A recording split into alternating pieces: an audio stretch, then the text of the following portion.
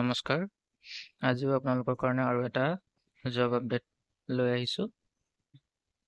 গতিকে বহুতখিনি ভেকেঞ্চি ওলাইছে আপোনালোকে এপ্লাই কৰিব পাৰে এলিজিবিলিটি ক্ৰাইটেৰিয়া যদি ফুলফিল হয় আপোনালোকৰ তেতিয়াহ'লে নিশ্চয়কৈ আপোনালোকে এপ্লাই কৰিব পাৰে গতিকে চাওঁ আহকচোন কি বিভাগত ওলাইছে এই ভেকেঞ্চিখিনি আৰু কেনেদৰে এপ্লাই কৰিব পাৰিব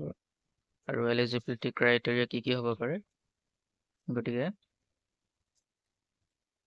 এইখন আছে অফিচিয়েল নটিফিকেশ্যন তো এই যিখিনি ভেকেঞ্চি ওলাইছে সেইখিনি ভেকেঞ্চি ওলাইছে নেশ্যনেল হেল্থ মিছনৰ আণ্ডাৰত আছামৰ যিটো নেশ্যনেল হেল্থ মিছন আছে তাৰ আণ্ডাৰত বহুতখিনি ভেকেঞ্চি ওলাইছে আচলতে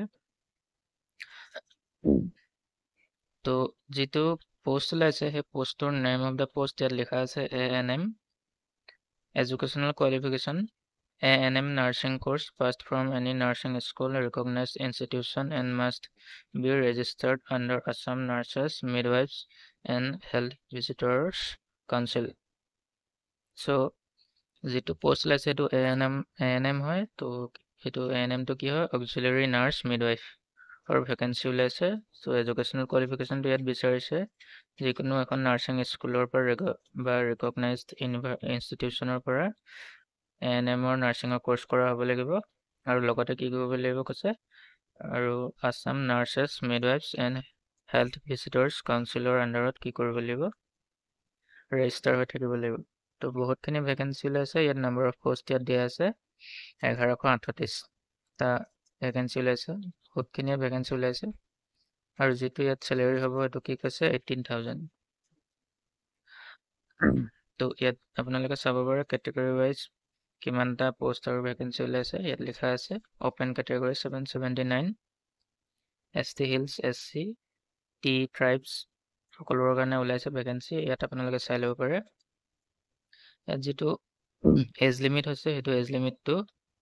40 ইয়াৰ্ছ লিখা আছে 40 ইয়াৰ্ছ মানে এইটো যিটো আপাৰ এজ লিমিট সেইটো 40 ইয়াৰ্ছ হ'ব লাগিব আৰু যিসকল OBC MOBC SC ST আছে তেওঁলোকৰ কাৰণে ৰিলেক্সেশ্যন আছে 3 বছৰ 5 বছৰ আৰু PWD সকলৰ কাৰণে 10 বছৰ গতিকে আৰু এইটা কি ওলাইছে ভেকেঞ্চি কেইটা জোন ৱাইজ ওলাইছে ডিষ্ট্ৰিক্ট ৱাইজ তো বাৰাক ভেলী চেণ্ট্ৰেল আছাম লোৱাৰ আছাম নৰ্থ আছাম আপাৰ আছাম এইটা গোটেইখিনি ডিষ্ট্ৰিক্ট দিয়া আছে গতিকে গোটেইখিনি ডিষ্ট্ৰিক্টত বেলেগ বেলেগ বহুতো ভেকেঞ্চি ওলাইছে আপোনালোকে চাই ল'ব পাৰে এপ্লিকেশ্যন ফিজ ইয়াত কোনো এপ্লিকেশ্যন ফিজ ইয়াত কি কৰিব নালাগে পে কৰিব নালাগে বুলি কৈছে তাৰপিছত যিটো সিলেকশ্যন প্ৰসেছ সেইটো কি কৈছে সিলেকশ্যন প্ৰসেছ shall be notified in the official website of the Directorate of National Health Mission Assam in due course of time along with the list of provisionally shortlisted candidates তো যিটো নেশ্যনেল হেল্থ মিছনৰ যিটো অফিচিয়েল ৱেবছাইট আছে তাত ইয়াত notify কৰা হ'ব কৈছে যিসকলক প্ৰভিজনেলি শৰ্টলিষ্টেড কৰা হয় এইটোৰ কাৰণে চাকৰিটোৰ কাৰণে গতিকে এই যিটো ইয়াত ৱেবছাইটটো দিয়া আছে গতিকে তাত আপোনালোকে গৈ চাই থাকিব পাৰে এপ্লাই কৰাৰ পাছত কেনেকৈ কিদৰে ইয়াত সিলেকশ্যন হ'ব গতিকে আপোনালোকে তাত গৈও এইটোৰ বিষয়ে চাই থাকিব পাৰে গতিকে আৰু ইয়াত কিছুমান ইনষ্ট্ৰাকশ্যন দিছে ইনষ্ট্ৰাকশ্যনখিনি আপোনালোকে পঢ়ি চাই ল'ব আৰু ভাল ভেকেঞ্চি বহুতখিনি ভেকেঞ্চি ওলাইছে আৰু দৰমহা 18,000 টকা পাৰ মান্থ দিয়া আছে গতিকে আপোনালোকে যদি এইটো ANM-ৰ যদি আপোনালোকে কোৰ্চ কৰা আছে কৰি থৈছে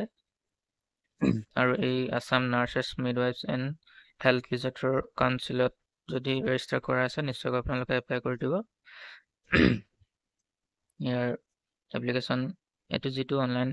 এপ্লিকেশ্যন যিটো 16 তাৰিখৰ পৰা ষ্টাৰ্ট হৈ গৈছে আৰু এই জুলাই মাহৰ 31 লৈকে চলি থাকিব গতিকে এই টাইমটোৰ ভিতৰত আপোনালোকে সোনকালে গৈ এই ভেকেঞ্চিটোৰ কাৰণে কি কৰিব এপ্লাই কৰি দিব